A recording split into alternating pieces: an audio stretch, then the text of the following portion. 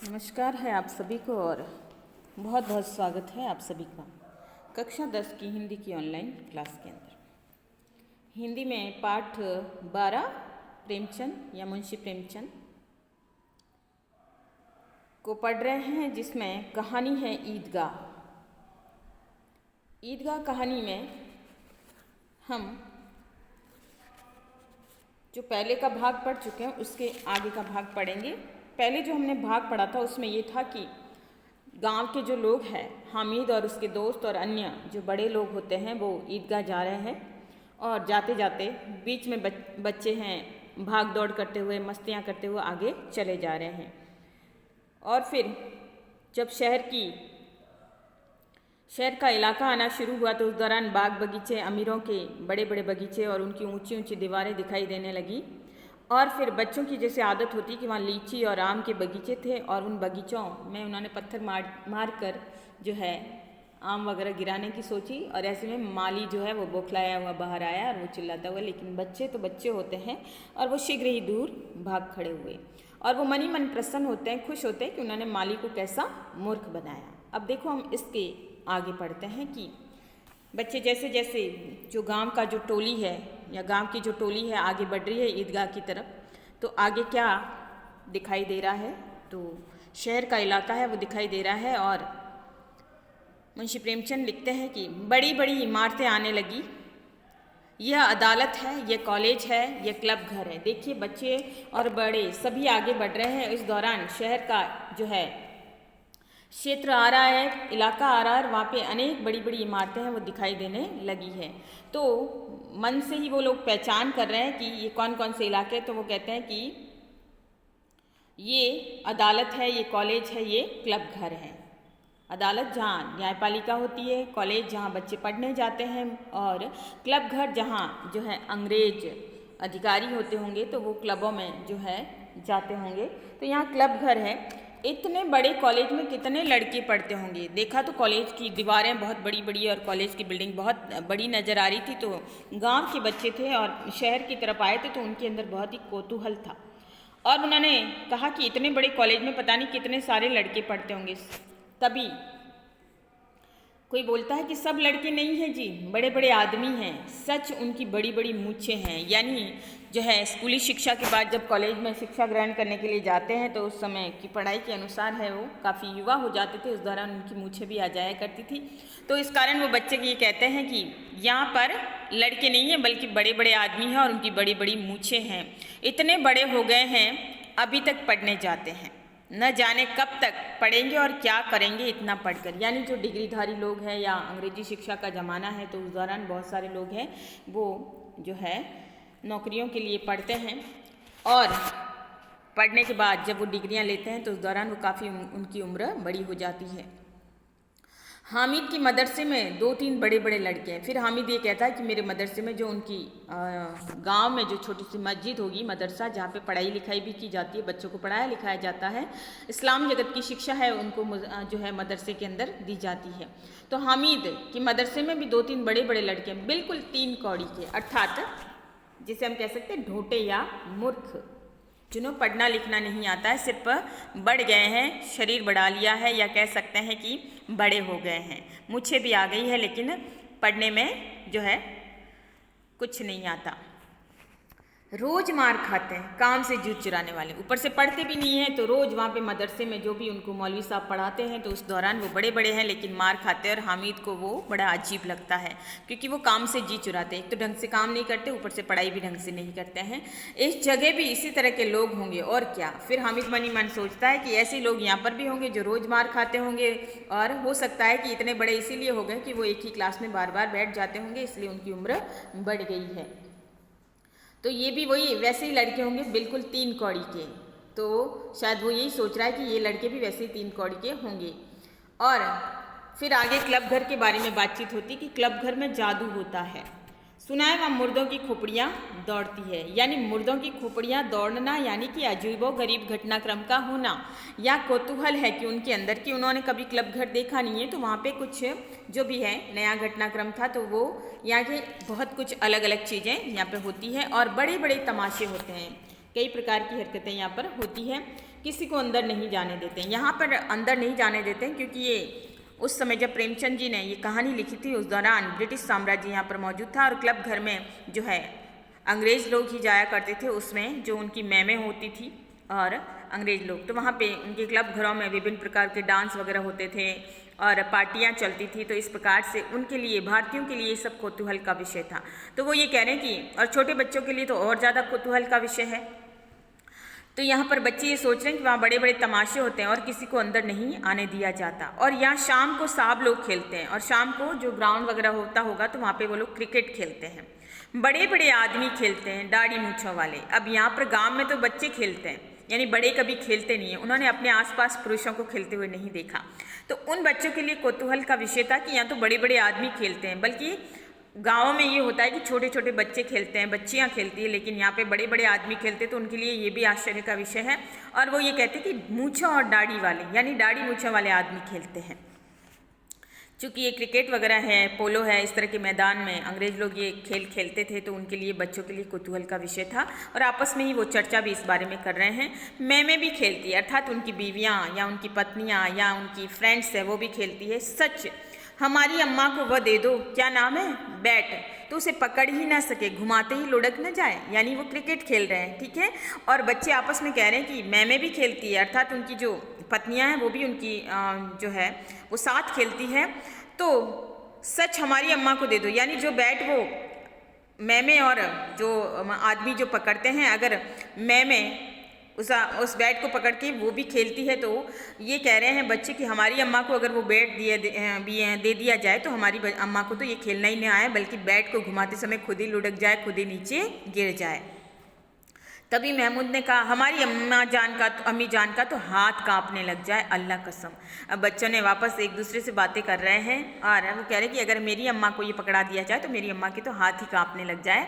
मोहसिन बोला, अम्मी मनो आटा पीस डालती है, यानी उस समय जो चक्की जो होती थी, उस हाथ चक्की में पहले लोग जब मशीनें नहीं आई थी तो उस दौरान जो है आटा घर पे ही पीसा जाता था और काफ़ी कठिनाई भरा काम होता था, काफ़ी पसीना आता था इस काम को करने में।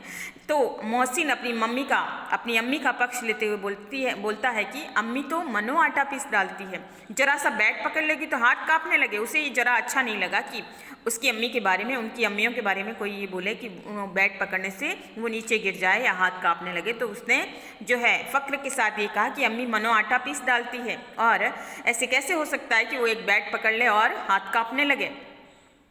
फिर पहले पानी भी जो है, नलों की कोई सुविधाएं नहीं होती थी, तो लोग कुओं से सींच कर पानी निकालते थे, रस्सी डालकर, बाल्टी डालकर पानी निकालते थे और बहुत सारा पानी निकालना पड़ता था। सैकड़ों घड़े पानी रोज निकालती है, 5 घड़े तो मेरी भैंस पी जाती है। उनके गांव में जो है दुधारू पशु भी रखते हैं, गाय भैंस वगैरह। तो वो ये कहता है कि सैकड़ों घड़े मेरी माँ रोज पानी निकालती है और मेरी भैंस से वो 5 घड़े पी जाती है। किसी मैम को एक घड़ा भी पानी भरना पड़े तो आंखों तले अंधेरा आ जाए। यानी जो कठिन काम मेरी अम्मी करती है, अगर कोई मैम, अंग्रेजी मैम को ये काम करना पड़े तो पता चल जाए कि उनकी आंखों तले अंधेरा छा जाना। यानी ये मुहावरा भी आया है कि आंखों तले अंधेरा छा जाना, अर्थात कुछ दिखाई नहीं देना, ठीक है। महमूद, लेकिन दौड़ती तो नहीं, उछल कूद तो नहीं सकती। यानी कि वापस महमूद ये कहता है कि तुम्हारी अम्मी कहाँ दौड़ती तो नहीं, यानी वो तो शांति भाव से काम करती है, उछल कूद भी तो नहीं कर सकती। यानी अंग्रेजी में तो उछलती है, कूदती है, तो उसके लिए, और क्रिकेट में तो जो है दौड़ना पड़ता है गेंद को पकड़ने के लिए। तो ऐसे में वो कहता है कि तुम्हारी अम्मी दौड़ कूद तो नहीं सकती, उछल कूद नहीं सकती। लेकिन मोहसिन वापस जवाब देता है कि हाँ, उछल कूद नहीं सकती, यानी भारतीय समाज में महिलाएं रोज नहीं उछलती है। लेकिन उस दिन मेरी गाय खुल गई थी। वो कह रहा है कि जहाँ जरूरत पड़ेगी तो वो अपने आप करेगी काम। तो मेरी गाय एक दिन खुल गई थी और चौधरी के खेत में जा पड़ी थी। यानी चौधरी साहब जो उनके घर का, गाँव का मुखिया था, उसके खेत में घुस गई हरी फसल खाने के लिए। तो अम्मा इतनी तेज दौड़ी कि उन्हें पा न सका। सच की मेरी अम्मी बहुत तीव्रता से दौड़ी, क्योंकि अगर वो चौधरी के खेत में जाएगी तो चौधरी एक तो उसकी गाय को जब्त कर लेगा, दूसरा चौधरी उसके ऊपर जुर्माना या दंड लगा देगा, क्योंकि वो गांव का मुखिया है, अपनी मन मर्जी से चलता था। और ऐसे में अम्मा ऐसी तेज दौड़ी कि उन्हें मैं भी पा न सका। यानी हमारी अम्मा जब ज़रूरत पड़ती है तो उछल कूद भी कर लेती है और दौड़ भी लेती है, वरना अंग्रेजी मैमों की तरह सिर्फ बैट घुमाते हुए नहीं कूदती है और नहीं उछल कूद करती है। तो यहाँ छोटे बच्चों के मन में अपनी जो अम्मियों के प्रति जो सम्मान है, वो सम्मान का भाव है यहाँ पे जो है लेखक ने दर्शाने का प्रयास किया है।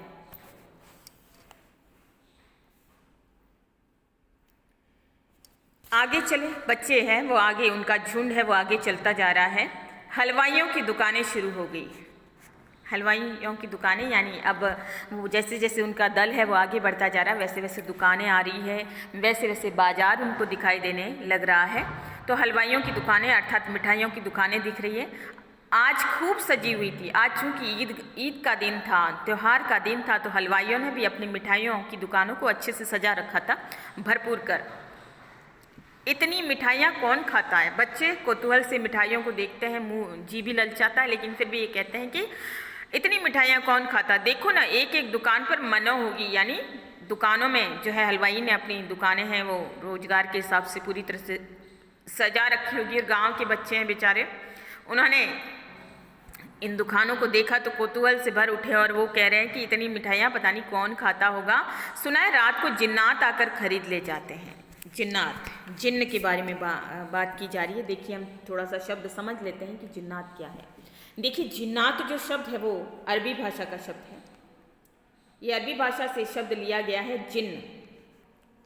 जिन्न क्या होता है? हम कई बार टीवी के अंदर जो शो आते हैं उसमें भी जिन्न देखते हैं, जीनी और जूजू, और भी आता है अलादीन का चिराग, और उसमें भी जिन्न दिखाते हैं। अब जिन्न क्या है उनको हम समझ लेते हैं। जिन्न तो ये अरबी भाषा का शब्द है, और जो जिन्न होते हैं वो आग जैसे तत्व होते हैं, यानी पल भर में आ जाते हैं, पल भर में गायब हो जाते हैं, जो कि जलाते कुछ नहीं है, अचानक से प्रकट हो जाते हैं, अचानक से गायब हो जाते हैं। ये काफ़ी ताकतवर आत्माएं होती है, काफ़ी शक्तिशाली आत्माएं होती है, और जब लगातार इनकी सारी इच्छाएं पूरी हो जाती है तो ये पॉजिटिवली सकारात्मक रूप से कार्य करना शुरू करती है। और कई बार ये जिन्न नकारात्मक भी होते हैं, तो सकारात्मक रूप से काम करती है। और ये वो आत्माएं होती है जिनके पास सुपर पावर होती है, यानी बहुत ज़्यादा शक्ति होती है। ये अपनी ताकत के अनुरूप उड़ सकती है, इच्छाएँ पूरी कर सकती है, एक स्थान से दूसरे स्थान पर आ जा सकती है, गायब हो सकती है, वापस प्रकट हो सकती है। तो इस प्रकार से ये जिन्न होते हैं। और ये जिन्न जो है भटकती हुई आत्माएं होती है, भटकती हुई रूहें होती है। ये दोनों प्रकार की होती है, जो नकारात्मक और सकारात्मक।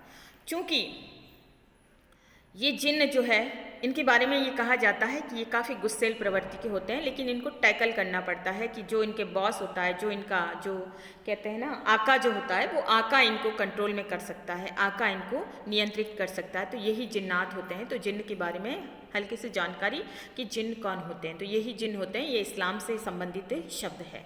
तो रात को जिन्नात आकर खरीद ले जाते हैं, कि रात को ये सारी मिठाइयाँ जिन्नात खा जाते हैं, जिन्न खा जाते हैं। अब्बा कहते थे आधी रात को एक आदमी हर दुकान पर आता है और फिर जितना माल बचा होता है वो तुलवा लेता है और सचमुच के रुपए देता है, बिल्कुल ऐसे ही रुपए। यानी कई बार बच्चे जो बेतुकी बातें करते हैं अब्बा अम्मी जान के सामने, तो अब्बा कुछ न कुछ प्रकार से बच्चों को जो है बहलाते हैं। तो ठीक किसी बच्चे को ये बात याद रह गई कि अब्बा ये कहते थे कि आधी रात के समय सारी दुकान पे इतने सारे आदमी होते हैं और फिर इतना जो हर आदमी एक आदमी दुकान पे आता है, सारा माल है वो लेकर चला जाता है और फिर उनको बदले में रुपया भी देता है। तो बच्चों को इसी तरह से बहलाया जाता है ताकि बच्चे सिर न खाएं। ठीक है, तो यहाँ पर भी किसी बच्चे के पिता ने, अब्बू ने उन्हें इसी प्रकार से बहलाया है।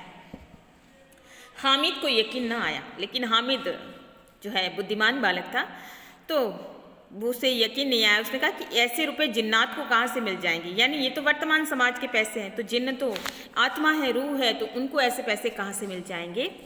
मोहसिन ने कहा जिन्नात को रुपयों की क्या कमी, यानी जिन्नात को पैसों की क्या कमी, वो तो सब कुछ कर सकते हैं, जिस खजाने में चाहे चले जाएं, यानी वो तो एक स्थान से दूसरे स्थान पर आ जा सकते हैं, गायब हो सकते हैं, लोहे के दरवाजे तक उन्हें नहीं रोक सकते। यानी अगर उनको जाना है तो वो कैसे भी अंदर घुस जाएंगे, चाहे लोहे के दरवाजे ही क्यों न हो। जनाब आप है किस फेर में, वापस वो कह रहे हैं कि तुम्हें अभी तक जिन्नों के बारे में खबर नहीं है, इसलिए वो पूछ रहा है कि आप किस फेर में हैं। हीरे जवाहरात तक उनके पास रहते हैं, यानी वो बहुत समृद्ध होते हैं, उनके पास किसी चीज़ की कमी नहीं रहती। जिससे खुश हो जाए उसे टोकरों जवाहरात दे जाए, कि जिन्न अगर जिस पे प्रसन्न हो जाते हैं तो उसे जो है उसके जीवन में खुशियाँ भर देते हैं, उससे टोकरों जवाहरात भी दे जाए, हीरे पन्ने जवाहरात जो कि बहुमूल्य जो है जवाहरात होते हैं, यहाँ अभी यहाँ बैठे हैं 5 मिनट में कलकत्ता पहुँच जाए, कि जिन्हों के अंदर गायब होने की ताकत होती है, तो इस आधार पे अभी यहाँ हैं और पल भर में कलकत्ता पहुँच जाए। तो उनकी सुपर पावर को यहाँ पर बच्चे हैं वो कोशिश कर रहे हैं उसके बारे में बताने की। हामिद ने पूछा, जिन्नात बहुत बड़े बड़े होते होंगे? फिर तो यानी वो बहुत बड़े बड़े ताकतवर होते होंगे, बड़े बड़े होते होंगे दिखने में। मोहसिन जो कि अपनी जो कल्पना के आधार पे उत्तर देता, हाँ हाँ, एक एक आसमान के बराबर होता है। आसमान के बराबर यानी बहुत लंबा चौड़ा होता है, विराट रूप उसका बता रहे हैं, वो कल्पना में ही बता रहा है। जमीन पर खड़ा हो जाए तो उसका सिर आसमान से जा लगे, मगर चाहे तो एक लोटे में घुस जाए। यानी इतना विशाल होता है कि जमीन पर खड़ा हो जाए तो आसमान में उसका सिर लगने लग जाए, और कभी इनका रूप इतना सूक्ष्म बना लेते हैं कि वो एक लोटे में भी घुस सकता है। तो ये उसने अपनी कल्पना के आधार पर जिन्न के बारे में वर्णन किया है। हामिद, लोग उन्हें कैसे खुश करते होंगे? कोई मुझे वह मंत्र बता दे तो एक जिन्न को खुश कर लूँ। अब हामिद के मन की बहुत सारी कल्पनाएं हैं, बहुत सारी इच्छाएं हैं, तो हामिद का मन है, वो बालक मन है, वो जो है प्रभावित हो गया कि जिन्नों को मुझे भी खुश करना है, कि मुझे भी कोई एक मंत्र बता दे तो मैं भी एक जिन्न को खुश कर लूँ, ताकि मेरी भी सारी इच्छाएं, मेरी कामनाएं सारी पूरी कर दे। यानी बच्चे की मासूमियत यहाँ पे दर्शाई गई है।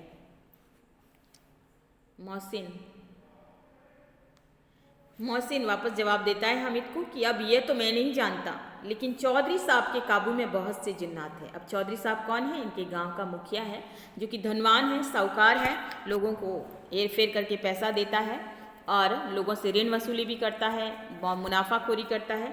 और वो कहता है कि उसके बारे में बताता है, कोई चीज़ चोरी हो जाए तो चौधरी साहब उसका पता लगा देंगे। अब चौधरी है, न्याय भी वही करता है, तो गांव में कुछ चोरी वोरी हो जाए तो उसको पता लग जाता है, यानी उसके खुफिया वगैरह छोड़े होते होंगे, या फिर और चोर का नाम भी बता देंगे, यानी उसके बारे में जानकारी भी ले लेंगे। या हो सकता है चौधरी ऐसा ही हो कि वो खुद ही चोरियां करता हो और चोरियां करवाता हो और बाद में चोर का नाम भी वही बताता हो, या हो सकता है कि चौधरी सही मुखिया हो और ऐसे आधार पे जब गांव में न्याय प्रक्रिया चलती होगी तो इस दौरान वो अपने खुफिया सबूतों के आधार पे चोर वगैरह का पता लगा के वो भी बता देता है। जमराती का बछड़ा उस दिन खो गया। अब जमराती जो अड़ोसी पड़ोसी कोई है, उसका गाय का बछड़ा खो गया। 30 दिन तक ढूंढता रहा, हैरान हुआ, कहीं नहीं मिला और जक मारकर चौधरी साहब के पास गए। अब चौधरी साहब क्या, एक बेईमान आदमी है, जक मारकर यानी थक हार कर वो वहाँ गए। अब यहाँ पे एक मुहावरा भी आ गया, झक मारना। झक मारना यानी कि समय को गंवाना या मछली पकड़ना, मछली पकड़ने का कार्य करना। यह तो जक यानी मछली होता है, लेकिन यहाँ पे मछली पकड़ने में बहुत अधिक धैर्य की ज़रूरत होती है, तो यहाँ पर जो है समय को गुजारने वाली बात हो जाती है।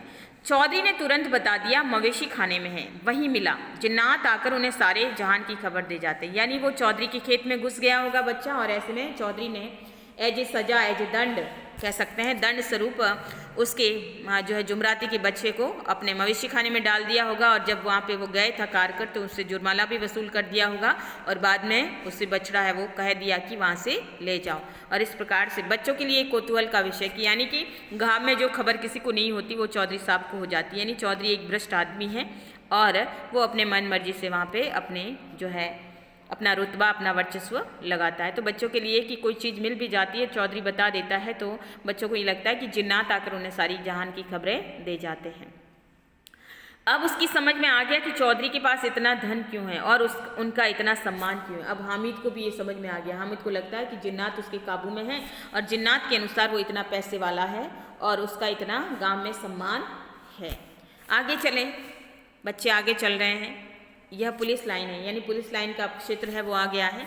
यहाँ सब कांस्टेबल कवायद करते हैं। कांस्टेबल यानी कांस्टेबल जो कि हवालदार होते हैं, पुलिस हवालदार, वो यहाँ पर कवायद करते हैं, यानी घूमते हैं, देख रेख करते हैं, लगातार अपनी फेरियाँ लगाते हैं, चेक जो है घुमाई करते रहते हैं। शहर का इलाका है तो यहाँ पुलिस वाले भी अपनी ड्यूटी कर रहे हैं। चूँकि आज कह सकते हैं बड़ा सा त्यौहार है, बहुत ज़्यादा भीड़ भाड़ होगी, तो यहाँ पे किसी भी प्रकार की असामान्य घटना न हो जाए, इसलिए कांस्टेबल भी यहाँ घूम रहे हैं। रेट एंड फाइफो रात को बेचारे घूम घूम कर पहरा भी देते हैं, नहीं तो चोरियाँ हो जाए। और ये काम रात को भी इनका होता है कि ये रात को भी पहरा देते हैं शहर में। मोहसिन ने प्रतिवाद किया, जैसे यहाँ पर कहा कि रात को पहरा देते हैं ताकि चोरियाँ न हो जाए, तो मोहसिन ने बोला कि ये कांस्टेबल पहरा देते हैं तभी तुम बहुत जानते हो यानी ये पहरे का काम करते हैं तभी तुम इसको जानते हो कि वो ये बड़े अच्छे हैं। अजी हजरत यही चोरी कराते हैं। वो आपस में बोल रहे हैं कि यही चोरियां करवाते हैं। पुलिस के ऊपर अब कड़ा प्रहार किया गया है कि पुलिस बेईमान होती है, कि यहाँ दो तरफा लोग होते हैं कि चोर को कहते हैं चोरी कर और खुद साहूकार बने रहते हैं। तो यहाँ पर थोड़ा सा उनके ऊपर जो तंज कसा है मुंशी प्रेमचंद जी ने कि ये चोरी कराते हैं। शहर के जितने चोर डाकू सब इनसे मिले रहते हैं। यानी पुलिस को भ्रष्ट बताया गया है यहाँ पर कि सब इनसे मिले हैं। रात को ये लोग चोरों से कहते हैं कि चोरी करो और आप दूसरे मोहल्ले में जाकर कहते हैं जागते रहो पुकारते हैं। यानी पुलिस के ऊपर है इशारा किया गया है। जब भी इन लोगों के पास इतने रुपए आते हैं तभी इनके पास इतने पैसे आते हैं। मेरे मामू एक थाने में कांस्टेबल है। फिर मोहसिन कहता है कि मेरे मामू अर्थात मामा जो है अम्मी का भाई, तो एक थाने में कांस्टेबल है, 20 रुपया महीना पाते हैं। यानी सरकार उन्हें 20 रुपया वेतन देती है, लेकिन 50 रुपये घर भेजते हैं। यानी महीने के 20 रुपये मिलते हैं लेकिन 50 रुपये घर भेजते हैं, अर्थात वो रिश्वतखोरी करते हैं। अल्लाह कसम, मैंने एक बार पूछा था मामू आप इतना पैसा कहाँ से लाते हैं, इतना रुपया कहाँ से पाते हैं? हंसकर कहने लगे बेटा अल्लाह देता है। यानी उन्होंने कहा कि अल्लाह देता है। फिर आप ही बोले हम लोग चाहे तो एक दिन में लाखों मार लाएं। यानी पुलिस वाले बता रहे हैं कि हम अगर भ्रष्टाचार करना चाहे तो हम बहुत अधिक कर सकते हैं। हम तो इतना ही लेते हैं जितना कि बदनामी न हो और नौकरी भी न चली जाए, कि एक तो पकड़े न जाए और नहीं तो नौकरी भी हाथ से चली जाएगी, इसलिए थोड़े से ही गुजारा कर लेते हैं। हामिद ने पूछा तो ये लोग चोरी करवाते हैं तो इन्हें कोई पकड़ता क्यों नहीं, अर्थात इन्हें कोई पकड़ता क्यों नहीं है? यानी अगर ये चोर है, पुलिस वाले भ्रष्ट है, तो उनको पकड़ना चाहिए। मोहसिन उसकी नादानी पर दया दिखाकर बोला। हामिद की बातों से उसे बड़ा लगा कि हामिद कितना मासूम है। अरे पागल, इन्हें कौन पकड़ेगा? पकड़ने वाले तो ये खुद ही है, लोग अल्लाह, लेकिन अल्लाह इन्हें सजा भी खूब देता है। अब यही रक्षक है और यही अगर भक्षक बन जाए तो इनका क्या किया जा सकता है? इसलिए मोहसिन कहता है कि इन्हें कौन पकड़ सकता है, ये ही तो पकड़ने वाले हैं। लेकिन ना फिर वो कहता है कि ये पकड़ में नहीं आए तब भी अल्लाह बराबर का न्याय करता है कि अल्लाह इन्हें खूब सजा देता है। हराम का माल हराम में जाता है। थोड़े ही दिन हुए मामू के घर में आग लग गई कि हराम का पैसा आया था तो मामू के घर में आग लग गई। सारी लई पूंजी जल गई, यानी जो जमा पूंजी जो उन्होंने इकट्ठी कर रखी थी वो उस आग के अंदर स्वाहा हो गई। एक बर्तन तक न बचा। एक दिन पेड़ के नीचे सोए, अल्लाह कसम पेड़ के नीचे, यानी मामू की ऐसी हालत हो गई कि उनका पूरा घर जल गया, उन्हें पेड़ के नीचे सोना पड़ा। फिर न जाने कहाँ से 100 कर्ज लाए और बर्तन भांडे आए। फिर उन्हें पैसा उधार लेना पड़ा, कर्ज लाना पड़ा और फिर उनके घर में उन्होंने बर्तन वगैरह लाए। तो इस प्रकार से अगर हम रिश्वतखोरी करते हैं, हम किसी का दिल दुखाकर पैसा लेते हैं, तो इस आधार पे अल्लाह हमारी खैर खबर लेता है, हमें उसकी सजा भी अवश्य मिलता है, तो अवश्य मिलती है। तो यहाँ पर इस गद्यांश के माध्यम से ये बताया गया है कि हमें ईमानदारी पूर्वक जीवन जीना चाहिए, हमें बेईमानी और भ्रष्टाचारी से दूर रहना चाहिए। अगर हम इस प्रकार की हरकतें करते हैं, हम बेईमानी करते हैं, हम भ्रष्टाचार करते हैं, तो अल्लाह के घर में या ईश्वर के घर में न्याय है, वो हमें सजा देगा। भले समय भले लग जाए लेकिन इसका खामियाजा हमें अवश्य ही भुगतना पड़ेगा, अर्थात बुरे काम का बुरा नतीजा है। तो यहाँ पर ये बात भी जो है मुंशी प्रेमचंद ने हमें समझाने का प्रयास है वो किया है। फिर वो कहते हैं कि 100 रुपये हैं वो लाया कर्ज के रूप में। तो हामिद ने 100 रुपये की बात सुनी तो वो कह रहा है कि 100 रुपये तो 50 से ज़्यादा होते हैं, यानी ये तो बहुत ज़्यादा पैसा होता है। कहाँ 50 और कहाँ 100? 50 एक थैली भर होता है, 100 तो 2 थैलियों से भी मैं भी ना आए, यानी 100 रुपये बहुत अधिक पैसा होता है थैलियों में, यानी जो है उससे डालना जाता है बटुए वगैरह में, तो बहुत ज़्यादा पैसे होते हैं, मुद्राएं। अब बच्चे आगे बढ़ने लगे। अब घनी बस्ती है वो घनी होने लगी, यानी वो शहर के इलाके में जो आबादी क्षेत्र है वो आने लग गया। ईदगाह जाने वालों की टोलियां नजर आने लगी। बहुत सारे लोग हैं वो ईदगाह यानी मस्जिद की तरफ जा रहे थे। भीड़ की भीड़ है वहाँ नजर आने लगी थी। एक से एक भड़कीले वस्त्र पहने हुए, चूँकि आज ईद का बड़ा सा त्यौहार था इसलिए लोग हैं सब सज धज कर घर से निकले होते और सब ने भड़कीले रंग बिरंगे वस्त्र है वो पहने रखे थे। कोई इक्के तांगे पर सवार था तो कोई मोटर पर, सभी इत्र से बसे हुए, सभी के दिलों में उमंग। आज चूँकि त्यौहार का दिन था तो हर कोई ईदगाह की तरफ आ रहा है, कोई जो है घोड़ा गाड़ी पे आ रहा है, कोई बग्गी पे आ रहा है, कोई इक्के पर आ रहा है, कोई मोटर पे आ रहा है, और सभी ने इत्र फुलेल है पूरी तरह से लगा रखे हैं और सभी के दिल में खुशी है, मन में उमंग है कि वो आज ईदगाह आए हैं, आज भाईचारे का त्यौहार है वो आया है। ग्रामीणों का ये छोटा सा दल अपनी विपन्नता से बेखबर, चूँकि शहर में तो पैसा है इसलिए कोई गाड़ियों में आ रहा है, कोई इत्र फुलेल सब लगा कर आ रहा है, लेकिन ये ग्रामीणों का छोटा सा दल जो गांव से आया था अपनी विपन्नता से बेखबर। विपन्नता यानी कि गरीबी, इन्हें अपनी गरीबी से कोई लेना देना नहीं है, अपनी मस्ती में मस्त है, अपनी धुन के पक्के चले आ रहे हैं और संतोष और धैर्य में मगन चला आ रहा था। ये झुंड है वो ईदगाह की तरफ आ रहा था। बच्चों के लिए नगर की सभी चीज़ें अनोखी थी। बच्चे पहली बार शहर को आए थे तो उनके लिए सारी चीज़ें बड़ी ही अजीब थी, अनोखी थी, बड़ी ही विस्मयकारी थी, बड़ी ही अजीब लग रही थी। उन्हें बड़ा अच्छा लग रहा था ये माहौल। जिस चीज़ की ओर ताकते ताकते ही रह जाते। शहर की तरफ आए थे तो शहर पूरा सजा धजा दिख रहा था, तो देखते ही देखते वो उन्हें ताकते रहते थे चीज़ों को देखने पर। पीछे से बराबर हॉर्न की आवाज़ होने पर भी न चेतते कि गांव के लोग हैं, बच्चे हैं, शहर की तरफ आए थे और गाड़ियां भी जा रही थी, हॉर्न की आवाज़ भी लगातार दे रही थी, लेकिन ध्यान नहीं दे रहे थे। वो कौतूहल से उन्होंने देखने लग रहे थे। अचानक से हामिद है वो मोटर के नीचे आते आते बचा है, यानी बच्चा है हामिद, छोटा सा ही है, झुंड में साथ चल रहा है, लेकिन उसे ध्यान नहीं रहा क्योंकि वो भी दुकानों को ताक ही रहा था। अचानक से उसकी जान है वो बच गई। सहसा ईदगाह नजर आया। जिस ईदगाह की तरफ बच्चे आए हैं वहाँ पे ईदगाह जो बड़ी सी मस्जिद है शहर में बनी हुई, वो बच्चों को दूर से नजर आने लगी। ऊपर इमली के घने वृक्षों की छाया, वहाँ पे बहुत ही बड़े बड़े वृक्षों की छाया लग रखी है। नीचे पक्का फर्श है, ईदगाह का क्षेत्र है वो दिखाई दे रहा है, बहुत बड़ा फर्श है जिस पर जाजिम बिछी हुई है, यानी बड़ी सी दरी बिछी हुई है, दरियाँ बिछी हुई है। रोजेदार और पंक्तियाँ एक के पीछे एक न जाने कहाँ तक चली गई। बहुत सारे रोजेदार यानी रोजे पढ़ने वाले के लिए जो इस्लामी प्रार्थना होती है, उस इस्लामी प्रार्थना के लिए बहुत सारे रोजेदार जो भी वहाँ पे हैं वो सब वहाँ इन पंक्तियों में लगे हुए हैं और काफ़ी व्यवस्थित ढंग से सब खड़े हैं। पक्की जगत के नीचे तक जहाँ जाजिम भी नहीं है, नए आने वाले आकर पीछे की कतार में खड़े हो जाते हैं।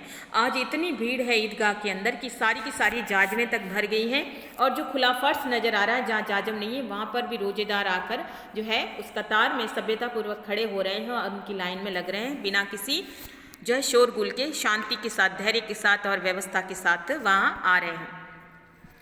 आगे जगह नहीं है, यहाँ कोई धन और पद नहीं देखता, जो जहाँ आता है वहीं खड़ा हो जाता है। इस्लाम की निगाह में सब बराबर है, इस्लाम की निगाह में यानी ईश्वर के दरबार में सब बराबर है। इन ग्रामीणों ने भी वजू किया। ये ग्रामीण भी दूर से चलकर आए थे, 6 किलोमीटर के आसपास चलकर आए थे, तो ये भी जो मस्जिद के बाहर नल वगैरह लगे रहते हैं बाहर की तरफ या अंदर की तरफ मुख्य दरवाजे के बाद, तो वहाँ पे इन लोगों ने भी वजू करना यानी अपने हाथ पाँव धोना, मुँह धोना, उसके बाद पवित्र होकर उस स्थान की तरफ जाना जहाँ प्रार्थना होती है, जहाँ नमाज पढ़ी जाएगी। पिछली पंक्ति में जाकर खड़े हो गए, वो भी जाकर वहाँ खड़े हो गए। कितना सुंदर संचालन है, मौलवी है, मौलवी साहब है, वो लगातार है जो है प्रार्थना का संचालन कर रहे हैं। कितनी सुंदर व्यवस्था, सभी एक ही जुट होकर एक ही तरीके से खड़े हैं। सभी ने टोपियां लगा रखी, सभी ने वस्त्र है, सफ़ेद वस्त्र है, रंग बिरंगे वस्त्र है वो धारण कर रखे हैं। लाखों सिर एक साथ सिजदे में झुक जाते हैं, सिजदे में यानी प्रार्थना में झुक जाते हैं। अगर आपने नमाज का दृश्य कहीं पे देखा होगा तो बहुत सारे इस प्रार्थना के दौरान एक साथ उठते हैं, एक साथ झुकते हैं, एक तरफ गर्दन घुमाते हैं, दूसरी तरफ दाईं बार घुमाते हैं, इस प्रकार से बार बार खड़े होते हैं, बैठते हैं, सिर झुकाते हैं। तो इस प्रकार से यहाँ पर भी ऐसी व्यवस्था चल रही है, सबके सब एक साथ उठ खड़े होते हैं, सभी उस प्रार्थना के दौरान खड़े हो जाते हैं, एक साथ झुकते हैं और एक साथ घुटनों के बल बैठ जाते हैं। तो ये प्रार्थना यहाँ पर हो रही है, कई बार यही प्रक्रिया होती है। तो यहाँ नमाज का समय चल रहा है और लोग हैं जो यहाँ पर जितने भी रोजेदार आए हुए हैं वो इसी प्रकार से कड़ी से प्रार्थना कर रहे हैं। श्रृंखला में सब लोग खड़े हैं और श्रृंखलाबद्ध होकर ही ये क्रिया कर रहे हैं। जैसे बिजली की लाखों बत्तियां एक साथ प्रदीप्त हो, यानी सबने जो है सफ़ेद वस्त्र धारण कर रखे हैं, सफ़ेद जो टोपियां धारण कर रखी है। तो ऐसे लगता है जब वो एक साथ खड़े होते हैं, एक साथ बैठते हैं, तो ऐसे लगता है कि बिजली की लाखों बत्तियां जैसे सफ़ेद बल्ब होते हैं एक साथ जग उठते हैं, जल उठते हैं और एक साथ फिर बुझ जाते हैं। यही क्रम चलता रहा।